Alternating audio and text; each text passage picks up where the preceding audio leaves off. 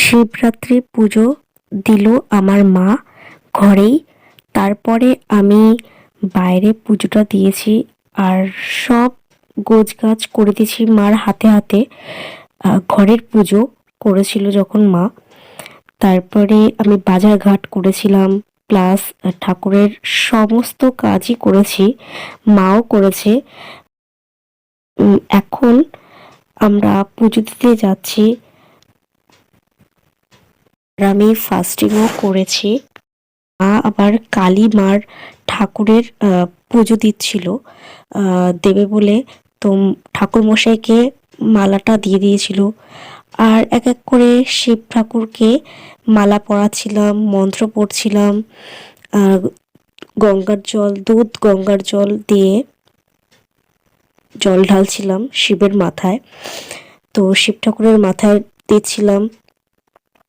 তো যা যা পুজোর সামগ্রিক থাকে সব রিচুয়ালসগুলো পালন করছিলাম। আর তারপরে ঠাকুরের পুজোটা দেওয়া হয়ে গেছিলো। আর অনেক ভিড়ও ছিল এখানে, এক এক করে সবাই লাইন দিয়ে দিয়ে পুজো দিচ্ছিল। আর তারপরে আমাদের পুজোটা হয়ে যাওয়ার পরেই আরেকজন ঢুকেছিল।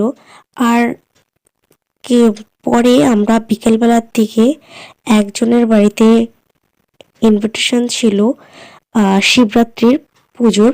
তো যেহেতু আমি উপোস ছিলাম, মানে ফাস্ট করছিলাম, তো সেখানে আমি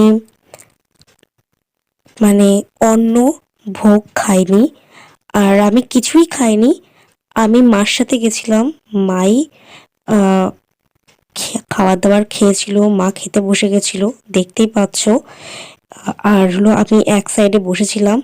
তারপরে একজন আন্টি এসে আমার কপালে তিলক লাগিয়ে দিল, মানে চন্দন। তো তোমরা দেখো, আর ভিডিওটা কেমন লাগলো অবশ্যই কিন্তু জানিও। And bye, good night.